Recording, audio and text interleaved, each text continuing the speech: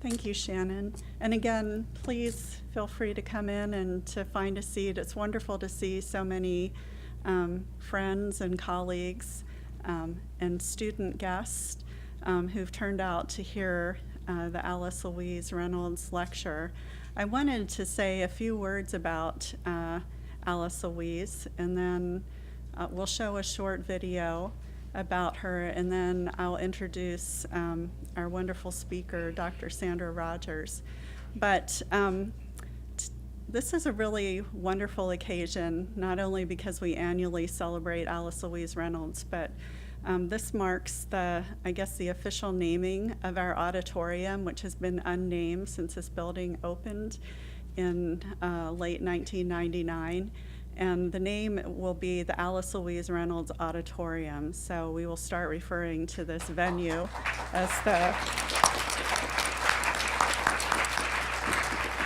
the Reynolds Auditorium, and not as a way of being a troublemaker, but just as a way of observation. This is one of the few spaces on campus that's named for a woman, and we're really proud that we can have this here in the library.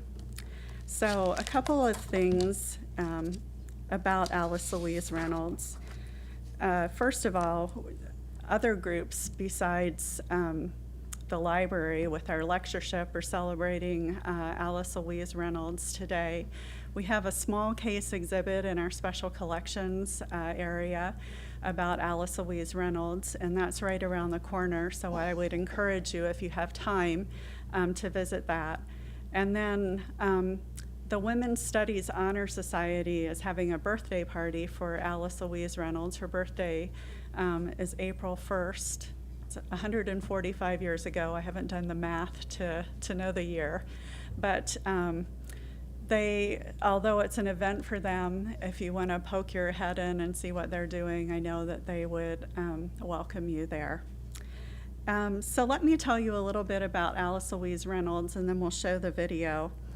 At a young age, Alice Louise entered Brigham Young Academy, where she received a normal diploma in May of 1890 and a Bachelor of Pedagogy degree in 1895. She studied for 2 years at the University of Michigan and took classes at Chicago, Cornell, California, Berkeley, Columbia, and in London and Paris to enhance her teaching of English and literature. She received a Bachelor of Arts degree in 1910 after the Academy had become Brigham Young University. Alice was awarded full professorship in 1911, the second woman in Utah to attain that status. As a member of the Faculty Library Committee and its chair for 19 years, Alice Louise Reynolds was the driving force for the establishment and growth of the BYU Library. She was active in civic and community affairs and served in many positions in the LDS Church, including editor of the Relief Society magazine for 7 years. At the conclusion of her remarkable academic career, Professor Reynolds donated her sizable private library to the Lee Library, significantly improving the quality of the then infant collection. Students memorialized her intellectual and spiritual contributions by organizing local Alice Louise Reynolds clubs in order to collectively continue her pattern of lifelong learning. Her life typifies the very best of BYU faculty, and in 1988, the library established a special annual lecture in her honor. In 2004, the Reynolds lecture format was modified to highlight outstanding women scholars at BYU. And I did want to acknowledge that we have several former Alice Louise Reynolds lecturers in the audience: Julie Crockett, Patty Ravert. I don't know if Janie Radabaugh made it back. Oh, okay, great to see you back there. Is there anyone else that is a former lecturer that I failed to acknowledge? Cecilia Peak, thank you for being here today. We greatly appreciate it. So I'm going to step aside, and we're going to show a brief video of Alice Louise Reynolds' life.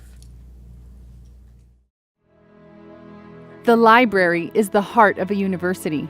What a school thinks about its library is a measure of what it thinks about education. No one knew this better than Alice Louise Reynolds. who devoted her life to Brigham Young University and helped build its budding library. After her graduation, Benjamin Clough Jr., the new president of Brigham Young Academy, asked Alice to prepare to teach literature at the academy. He asked her to train at the University of Michigan, where she studied for 2 years. She had only $75, but fortunately received a loan from the church school system to aid in her education. At that time, Alice was one of the first women from Utah to pursue an advanced education. She would continue to be a pioneer for women's opportunities throughout her life. She was an active suffragist, deeply involved in the politics of the day, and she served on the board of several national women's groups and on the Relief Society General Board.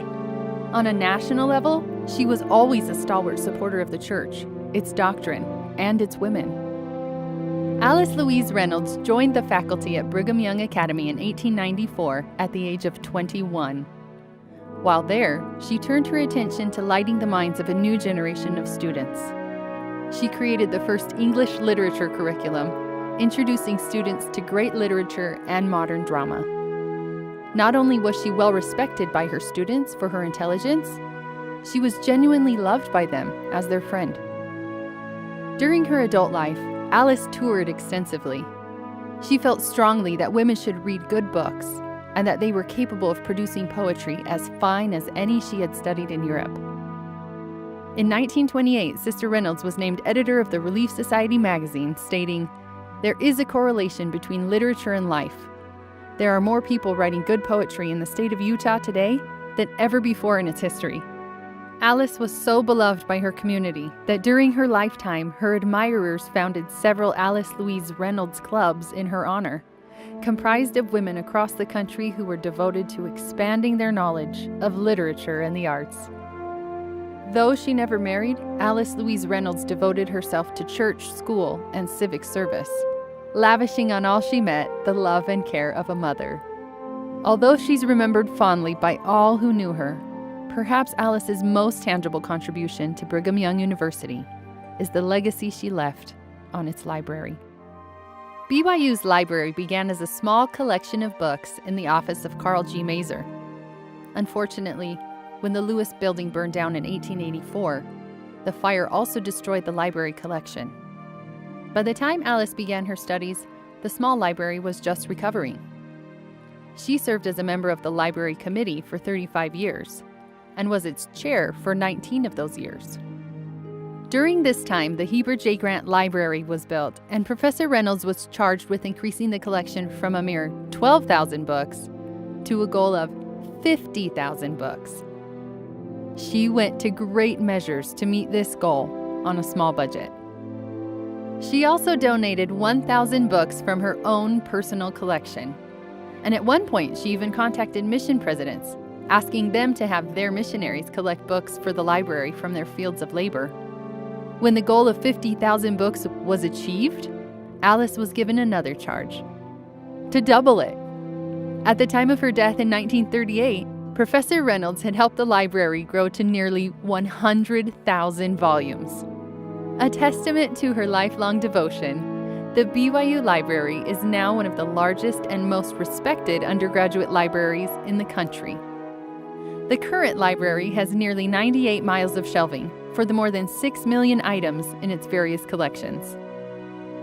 With over 10,000 patrons entering each day, the BYU Library has grown significantly from the small collection that began in Principal Mazer's office, thanks to the efforts of Alice Louise Reynolds.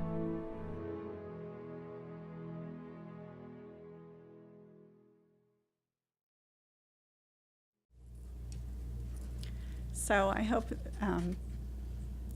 that this video and the remarks that I made before that show why our interest was piqued in having our auditorium named for Alice Louise Reynolds. It seems completely appropriate given her great contribution to the start of our library. So I want to now introduce Sandra Rogers, who we're just absolutely delighted that she accepted our invitation to deliver this year's lecture. Vice President Sandra Rogers is a graduate of Brigham Young University's nursing program. She then went on to receive a master's in medical, surgical, and physiological nursing from the University of Arizona and a doctorate in international and cross-cultural nursing from the University of California, San Francisco, which I learned today entailed her spending a year in Nigeria working among the Yoruba, Hausa, and Igbo people. Vice President Rogers has been active in humanitarian projects worldwide. She served a welfare services health mission in the Philippines, acted as a consultant to evaluate a USAID nursing education project in Jordan, and worked with the Humanitarian Services Committee of the LDS Church in Africa and in Eastern Europe. Here at Brigham Young University, she served as the Dean of the College of Nursing for 6 years and is currently the Vice President of International Distance and Continuing Education, an expansive assignment where her leadership skills have been obvious. Sandy is a native Arizonan, currently teaches gospel doctrine in her ward, and is a true blue Cougar fan. Please join me in welcoming Vice President Sandra Rogers as our 2018 Alice Louise Reynolds Women in Scholarship Lecturer.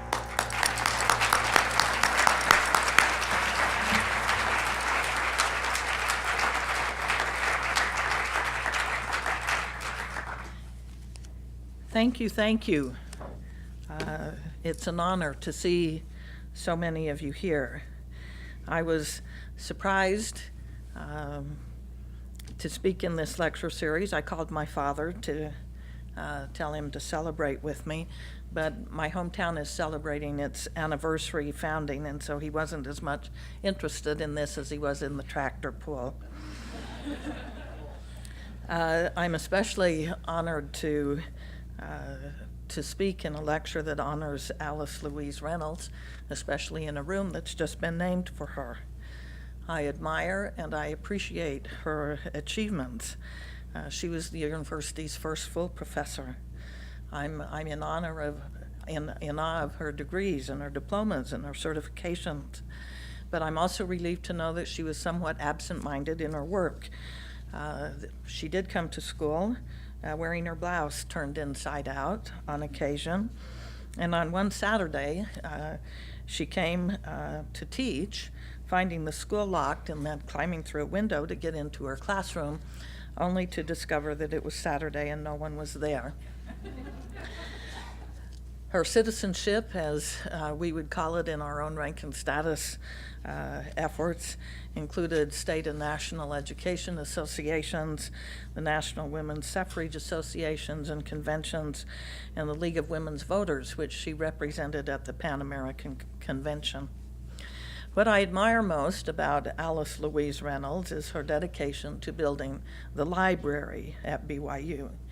Alice Louise and I share one important thing in common, and that is the love of books. This afternoon, I would like to share some thoughts on the power of books. I don't distinguish between books that are written or printed or carved on papyri plates, tablets, skins, wood, or paper. I don't distinguish between books that are savored with the tactile touch, whether braille or otherwise, or that find their way into numerous electronic gadgets. It's the written word that has the power because it informs and teaches and educates. It entertains us. It enriches our vocabulary and creates shared cultural understanding with marvelous, beautiful, soaring, or humorous phrases, characters, and metaphors. I'm a firm believer. I passed through the library. There we go. I'm a firm believer in the adage coined by English author Edward Bulwer Lytton, who's declared, "The pen is mightier than the sword." Centuries before Bulwer Lytton, a prophet of God, encouraged people to read these things. So books have been important for a long time. I have learned that, like any technology or communication, the power of a book can be turned to moral, uplifting, and enlightening good, or it can also be turned to deceiving, contentious, and licentious evil. How I admire the men and women who understood the power of books, and undertook sometimes a dangerous effort to bring the written word to anyone and everyone. I say a prayer of thanks for Johannes Gutenberg and his printing press, who made the mass production of books possible. I appreciate Benjamin Franklin and his friends who started the first subscription library in the United States. I smile at the genial squabbles that we have over where the first public library in our country was located. But I do praise the good citizens of Peterborough, New Hampshire, who voted in 1833 to fund the first free public library through taxation.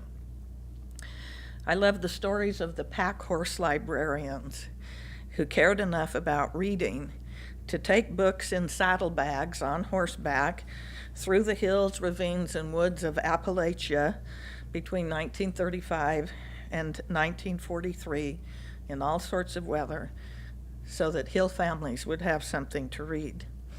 I honor the wheeled version of the pack horse librarians known as the bookmobile that takes hundreds and thousands of books through rural America. I rejoiced when I learned about the floating library accessed by canoe during the summer on the many lakes of Minnesota.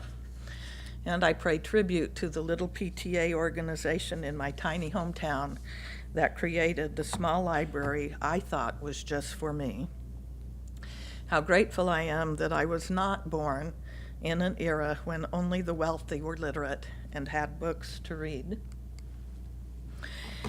Now, I should probably warn you that the examples I'm going to share today will not come from the great books of the Western world list, although I have read a number of those fine works. My few examples are, however, the vehicles of my own experience and understanding, so I apologize in advance to all of you from the classic literary disciplines who may feel discouraged about the commonness of my illustrations. My journey through the wonderful world of books began with a mother who probably would have become a teacher if she hadn't married at age 18. She read to me before I could walk or talk. By age 3, I could tell my favorite story from the Book of Mormon, courageous Abinadi confronting wicked King Noah, and recite numerous nursery rhymes and fairy tales. As I got older, books like Black Beauty, Hans Brinker, Robin Hood, and Treasure Island, along with Emma Mark Peterson's great series of scripture and church history stories for young Latter-day Saints, joined the nightly routine of reading at least one chapter. I thank heaven that we didn't have television. I could have written that Strickland Gilliland poem that concludes, "You may have tangible wealth untold, caskets of jewels, coffers of gold. Richer than I, you can never be. I had a mother who read to me." My mother fed my love for books consistently over the next 57 years of my life until Alzheimer's took her from us. When a good friend confided in me that she hated reading because she was dyslexic, my first thought was, knowing just a little about dyslexia, was that if I read to her like my mother had read to me, she would come to enjoy reading. She was a convert to the church, and so I selected a book that I thought would be entertaining with a church bent. The book was Papa Married a Mormon by John Fitzgerald, and it worked. She loved the book, and despite of her dyslexia, she became a prodigious reader. Those complicit with my mother in creating my book addiction were Mary Morris and Thelma Richards. Kindergarten didn't exist in my little one-horse town, and so my first encounter with actually learning how to read came in the first grade with Mrs. Morris guiding the ship. How proud I was to take home Dick and Jane and impress my parents with my reading skills. Those basic reading abilities were further developed in the second grade by Mrs. Richards, a faithful proponent of phonics and trips to the dictionary. Mrs. Richards made sure that there was no book I could not conquer if I had the desire to read it. My reading habit was not nurtured in the great libraries. I don't think I could have even imagined the magnificence of the Library of Congress, the British Library, or even the BYU Library at that age. I did benefit, however, from the bookcase. The bookcase, placed in the back corner of every elementary classroom in the Joseph City Public School. Being tall gave me great advantage. Because of my height, which came early, my desk was always next to the bookcase. Each case had an encyclopedia, usually World Book, and then other age grade books. I would whip through any class assignment in order to have time to explore the books which covered many subjects, my favorites being the biographies of men and women who were outstanding state persons, humanitarians, inventors, scientists, and explorers. I thought this extra reading was concealed. I usually raised the lid of the desk in order to hide it. Until my fourth grade teacher wrote in one assessment she sent home to my parents, "Sandra is a good student, and she spends her free time reading the encyclopedia." What a thrill I must have been.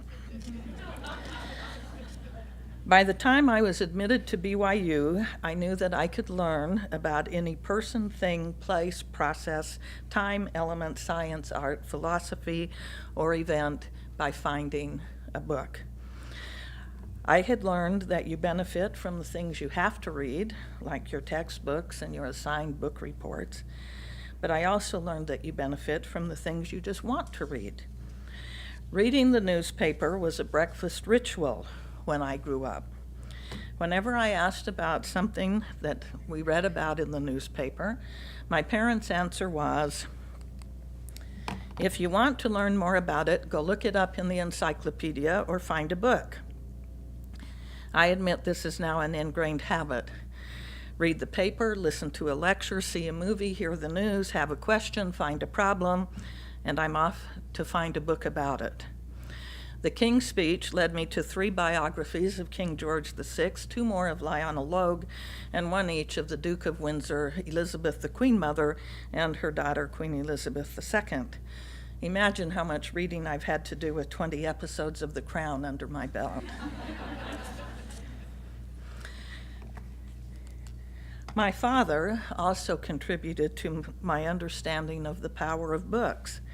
He was self-taught in many ways, like my mother, a high school graduate. My grandfather had done the electrical wiring in their home in the early 1930s with the knowledge gained in a do-it-yourself electrician book he ordered through the mail. My father used the same book 60 years later when he did all the electrical wiring to finish my basement. Dad's garage was filled with Chilton books. How many of you know what Chilton books are? Very good. The garage was filled with exciting Chilton books, I thought they were, for the make, model, and year of every car in our extended family, because Dad was the family auto mechanic in his spare time. And so he taught me the very practical side of reading. As a junior in high school American history, I was intrigued by the story of Andrew Jackson. I wanted to know more, but the only thing I could find was the biographical novel, The President's Lady by Irving Stone. I read it in just a few days, and what luck. Our American history teacher always had an extra point question worth 1 to 15 points on each exam. Imagine my delight when the extra point question on the next exam was, "Tell me everything you know about Andrew Jackson." Mrs. Underwood, my history teacher, was stunned, and I stored up enough extra points to sail through the rest of the term. In this lifetime of book reading, I have learned facts, theories, perspectives, values, procedures, processes. I have learned that a book can give me an experience I otherwise would not have been able to have, whether across time, people, language, geography, or discipline. The only difficult thing about choosing a major at BYU was how to keep reading about all the other interesting things there were to learn. I came to know that books have power, and that power must be harnessed with care. I've learned that one book isn't enough, and I've also learned that one must weigh a book in comparison to other books. And I've learned that our responses to books teach us about ourselves. Books have the power to unite people behind a cause.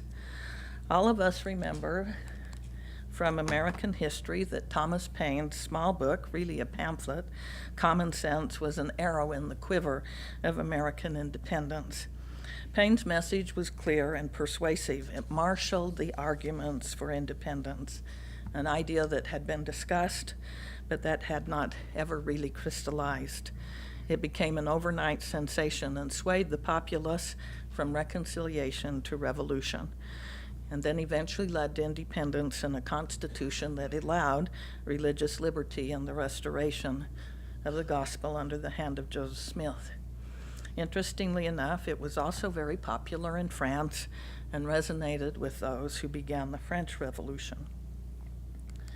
Another work, published in 1887, had the same influence on its readers. The book was Noli Me Tangere by Dr. Jose Rizal. The title of the book is the Latin phrase Jesus spoke to Mary Magdalene after his resurrection. It was also the name of a type of cancer common in that era, possibly cancer of the eyelids, which was very difficult to touch. Rizal's writing was meant to expose the cancers in Philippine society that were difficult to talk about or difficult to touch. His main targets were the Spanish colonial powers and the Catholic Church. The Spanish quickly banned the book because it unmasked corruption and abuse. Copies were smuggled into the Philippines.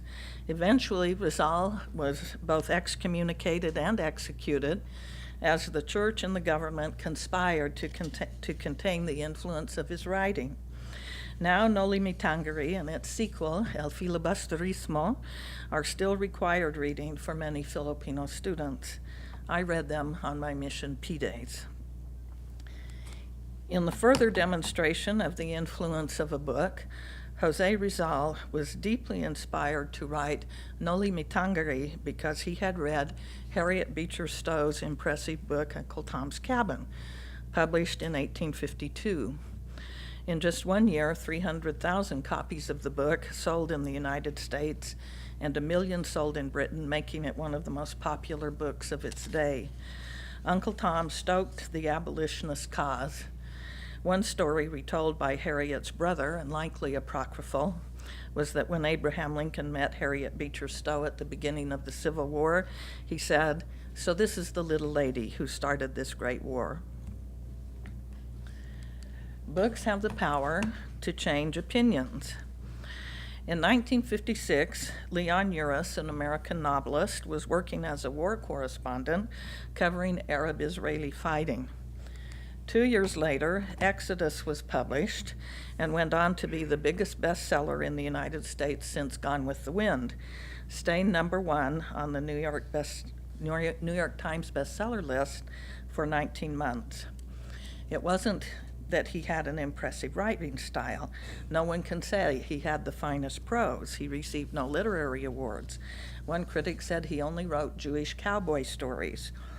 However, at a time when the American public was largely neutral or apathetic about Israel, Exodus created sympathy and support. The book preceded the Eichmann trial in Jerusalem by 2 years. It inspired Jews in Russia who had felt marginalized under the communists.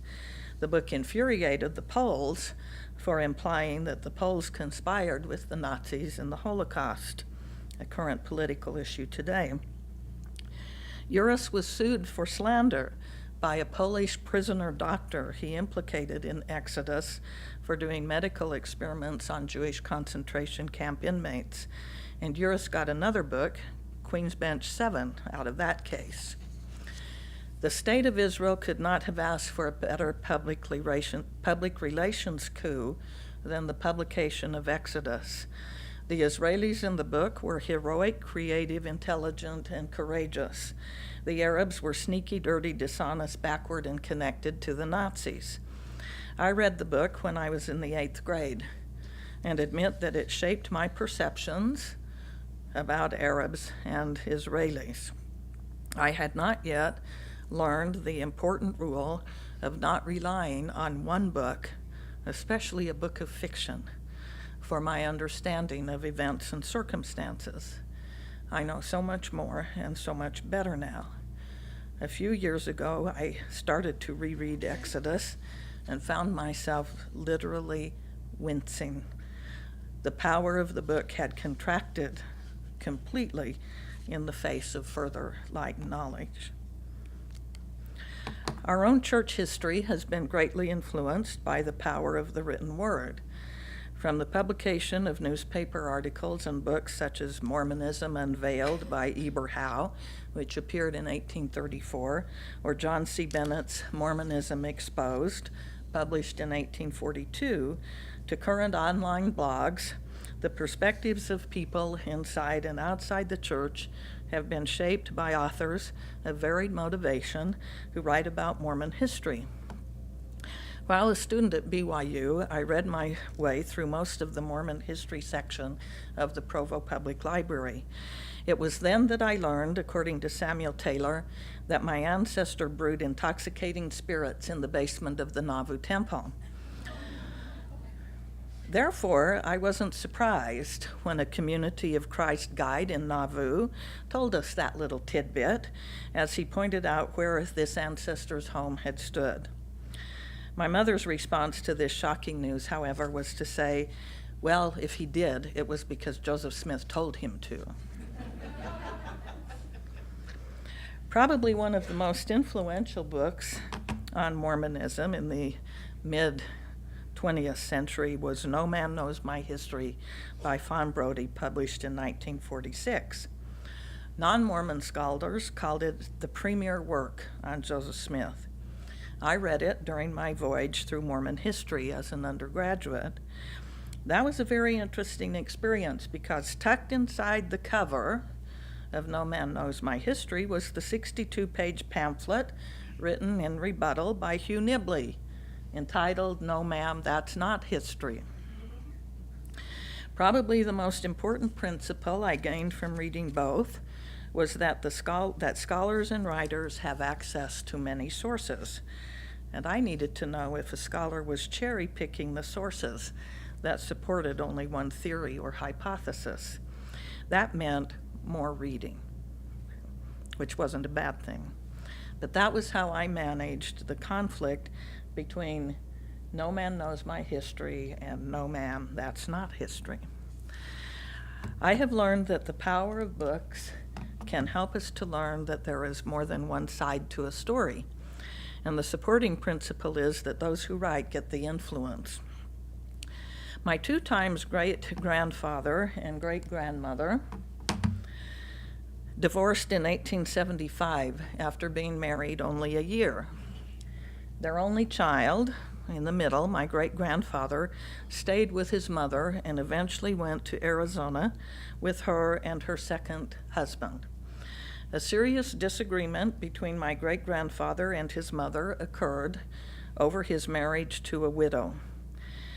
His mother had never told him about his real father, and they argued and had constant disagreements.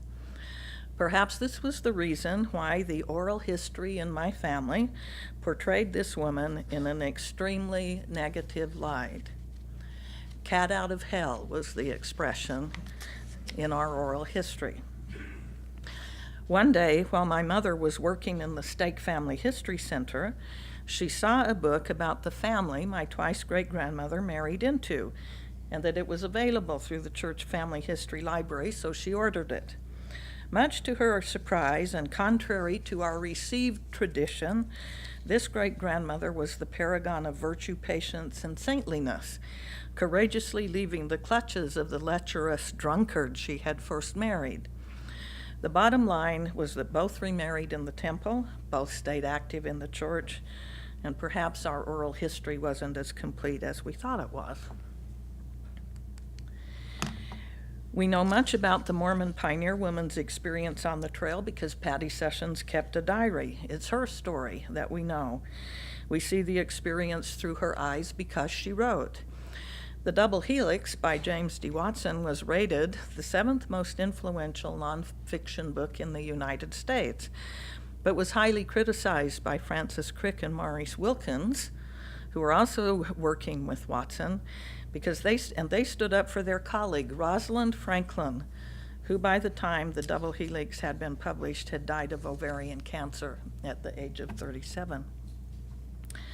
Another classic example involves the memoirs of Fania Fenelon, a French Jew who survived Auschwitz as a member of the Girls' Orchestra. Her book, Playing for Time, first published in the mid-1970s in French, was made into a television movie in 1980 starring Vanessa Redgrave. Arthur Miller adapted the work as a play, which has been performed here at BYU. Fania described the conductress of the Girls' Orchestra, a fine Viennese violinist named Alma Rosé, who was the niece of the composer Gustav Mahler.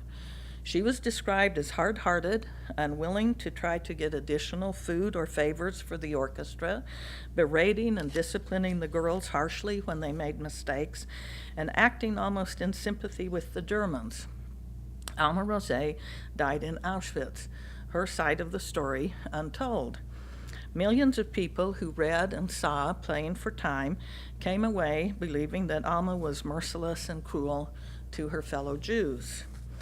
However, the other survivors of the orchestra had a different story to tell, a story about Alma giving help to the girls in the orchestra, sparing them from selections, covering for them in illnesses, finding extra food and medicine for them. Their story was laid on the scene, and the momentum built by Playing for Time was hard to counter. But eventually, Richard Newman and Karen Kirtley collected the stories of the survivors, searched records and remembrances, and in 2003 published Alma Rosé, Vienna to Auschwitz, bringing a completely different perspective to the story. I have learned about the power of books on my own self-esteem and even a sense of my own discipline. Despite working my way through every Nancy Drew, Hardy Boys, and Bobbsey Twins volume I could get my hands on as a youngster, I was never, ever attracted to Cherry Ames' Student Nurse. Never. I was halfway through my junior year at BYU before I was emphatically impressed, like a brick to the forehead, to take up nursing. I had no idea that my chosen profession had been dragged through the mud of history, sometimes assisted by famous authors such as Charles Dickens, who chose to portray nurses as criminal prostitutes living on the lowest rung of the social ladder with no charitable or altruistic sentiment. When I joined the faculty in 1980, I was sad to learn that certain professors at BYU, whose disciplines shall remain unspoken, harbored aspects of Dickens' view. The corollary to Dickens' criminal position was the notion that nurses were of low intelligence, incapable of wrapping their feeble brains around the complex concepts that doctors, lawyers, chemists, historians, linguists, or sociologists easily articulated and expounded upon. What a shock to someone who had only known the service dedicated nurses had given to my family. The power of books was the healing balm to the distress I felt. I read Notes on Nursing, published by Florence Nightingale in 1859, following her incredible achievements at Kaiserwerth, the highly respected religious nursing institute in Germany, and in the Crimean War, where Florence and her nursing staff reduced the death rate at the Scutari Base Hospital from 42% to 2%, as she applied scientific methods to the care of the injured. Florence was one of the first healthcare providers to understand the importance of numbers. Statisticians look up to Florence for her pioneering work in the use of statistics to change policy. Notes on Nursing became the Bible for nursing education, and through its principles, the profession of nursing began to climb out of the pit of criminality and stupidity. On a side note, not long after I became Associate Academic Vice President, a well-known faculty member here with many international skills confronted me one day and asked what possible qualifications a nurse could have in taking the job I occupied. I didn't have an answer except to meekly suggest that he'd have to ask President Bateman. A few weeks later, we met in the ASB. He had an armful of books on a certain topic in his field, something that had intrigued me for many years. We had a detailed 20-minute conversation on the topic, and he finally said, "How do you know so much about this?" My answer was, "I try to read." Oh, the power of books. It was a wonderful occasion. A novel by Morton Thompson, The Cry and the Covenant, published in 1949 about Dr. Albert Semmelweis, the Austro-Hungarian father of asepsis, was assigned reading in my first nursing class. Thompson's book did two things. First, it taught me with power the importance of asepsis, and fiction can be a great teacher. All the photos, procedure books, rules about sterile technique in my nursing text didn't hold a candle to Morton's depiction of infection, reinfection, and death spread by those who wouldn't wash their hands. If the faculty had wanted a commitment to asepsis, Thompson's book did far more to instill that commitment than any lecture, textbook, or video on how to open a sterile package.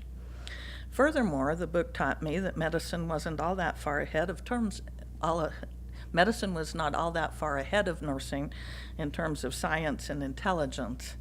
Physicians had been the most resistant to Semmelweis's theories and practical solutions to reducing infection.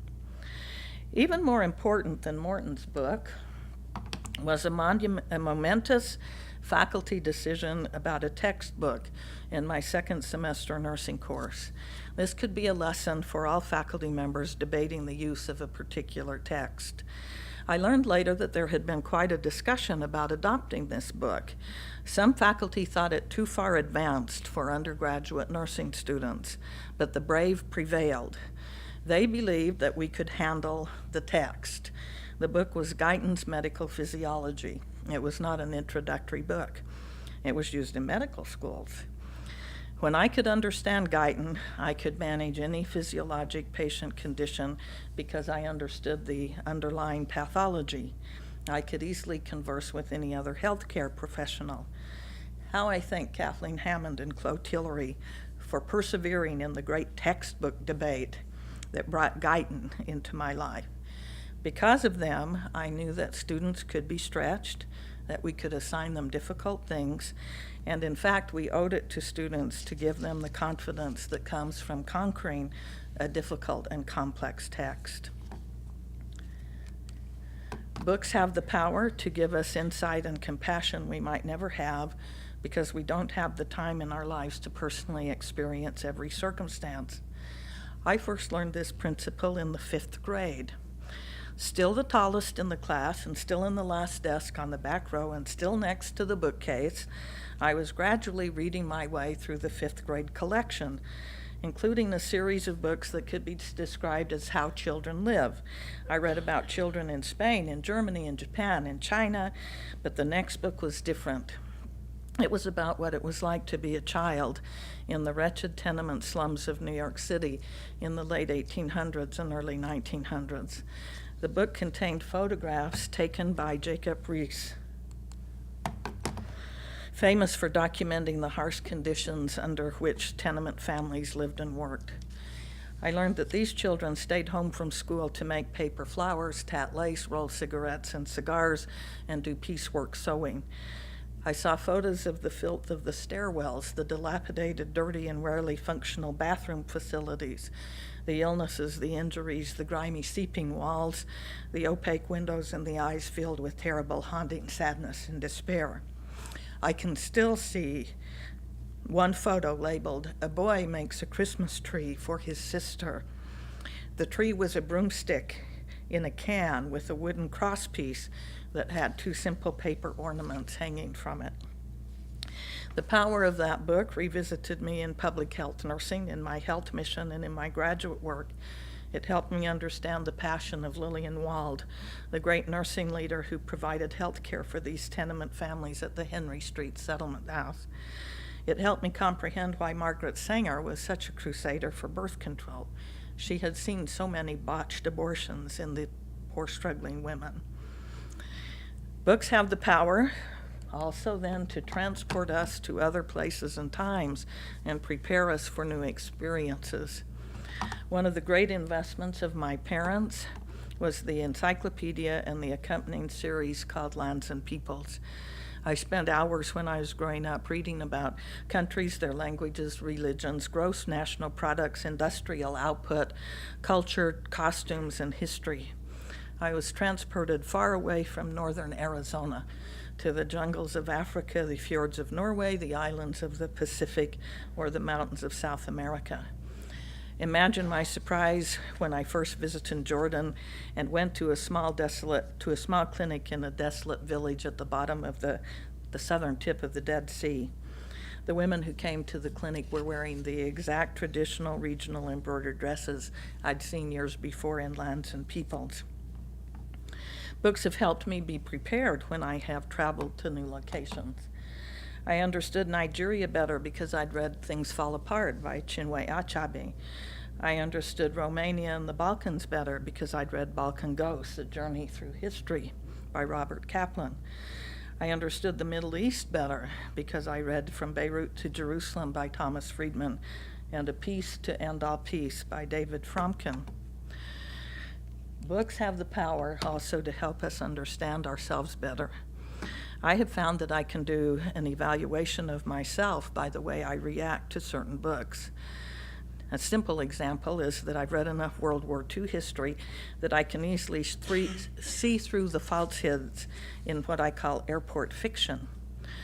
Another meaningful example, however, is with my experience with Gone with the Wind, that's showed by a movie playbill. I first read the book by Margaret Mitchell when I was in the 7th grade. As you can imagine, I saw things in a very black and white way. Scarlett was all bad, Melanie was all good. Ashley was a hero because Scarlett loved him. Rhett was a scoundrel but deserved better than the evil Scarlett. I reread the book when I was in college, in Penrose Hall to be exact. Scarlett was still bad. Rhett was less of a scoundrel. Ashley was the biggest wimp of all time. Melanie was an ostrich with her head in the sand who should have known better. The last time I read Gone with the Wind was in my early 40s. Scarlett wasn't all bad. She had some redeeming qualities. Ashley was a weak man who had trouble making choices between his obligations and his temptations. Melanie probably wasn't fooled at all and chose to take a higher road. I don't know what that tells you based on Erikson, Piaget, or Maslow, but as I grew, learned, matured, and had life experience, my views of these characters changed. And in rereading the book, I could see changes in myself, changes that I actually liked. Last but not least, books have the power to comfort and encourage us. Sense and Sensibility by Jane Austen made me believe that practical older women could eventually marry, and I'm still sticking to that opinion. We Band of Angels, the untold story of American women trapped on Bataan by the Japanese by Elizabeth Norman. Three Came Home by Agnes Newton Keith, a guest of the Emperor in Sumatra from 1942 to 1945. In The Hiding Place, my Corrie ten Boom gave me courageous exemplars and restored my own willingness to work a little harder in facing my own challenges. During an especially difficult time in my current position, I read John Adams by David McCullough, and this quote reminded me to stay humble. Said John in a letter to Abigail, "Vice President, the most insignificant office that ever the invention of man contrived or his imagination conceived." When I was doing graduate work in San Francisco, Listening Woman by Tony Hillerman took me back to northern Arizona, precisely at a time when I was homesick and overwhelmed, and longed for familiar vistas. Most of all, I have found great comfort and encouragement in the scriptures. There are so many instances that I can't count them. One is recent and memorable. As my mother was taken prisoner by Alzheimer's, her faculties deteriorated and her personality disappeared piece by piece. It was so hard to see this wonderful mother who had been the rock and stay for me disintegrating before my eyes. How could this happen to someone who had been so good and faithful? One night I read the following from Alma chapter 40, verses 12 and 23. And then shall it come to pass that the spirits of those who are righteous are received into a state of happiness, where they shall rest from all their troubles and from all care and sorrow. The soul shall be restored to the body, and the body to the soul. Yea, and every limb and joint shall be restored to its body, yea, even a hair shall not be lost, but all things shall be restored to their proper and perfect frame. Each time I had read that scripture before in my life, I had understood it to mean the restoration of the physical body, the limbs and the joints. This time I read that all things would be restored to their proper and perfect frame, including my mother's intelligence and her bright and caring personality. I understood that the resurrection was more about than just the body. It was about all things, a gift of knowledge that lifted the sadness from my heart. I believe that you've all felt the power of books in your lives. The books may be different, but the power of the books is the same. They've inspired and taught and encouraged. They've entertained and enriched. They've tested and challenged our assumptions. They've opened doors. They've given us experiences we never could have had otherwise. I love this quote from John Adams, again writing to Abigail. I read my eyes out and can't read half enough. The more one reads, the more one sees to read. And that has been the essence of my experience. I thank Alice Louise Reynolds and thousands of others like her throughout history who have been dedicated to bringing the power of books into our lives. I thank the teachers in my life who gave me the gift of literacy and who challenged me to read more broadly than I ever would on my own. Let me close with this important motto from George R.R. Martin. Sleep is good, and books are better. Thank you.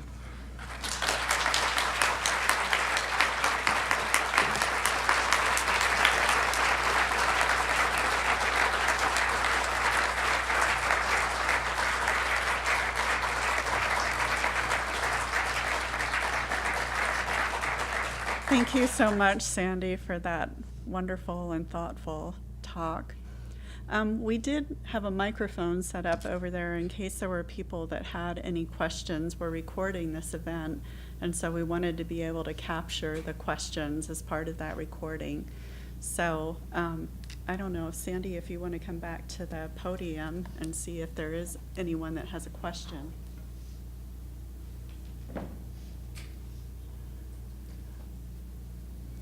Maybe they could show their favorite book.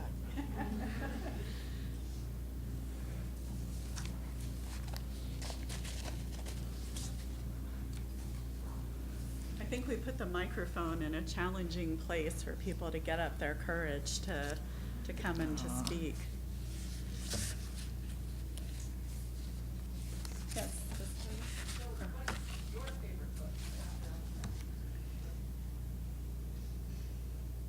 What's your favorite book after everything you mentioned? Or I guess maybe your top three. My favorite book? Yeah, or top three. Wow. That's like asking someone who their favorite child is. I'd have to say during what age and at what time. But I think probably my most consistent favorite book, the book I've gone to when I've been really happy, when I've been really sad, when I've needed a kick, has been the Book of Mormon. And I treasure that book in our lives. It has given me perspective when I needed it, encouragement when I needed it, understanding when I needed it. So I would have to say of all the books that I have ever read, if I had to go somewhere and could only take one, that's probably the one that I would take.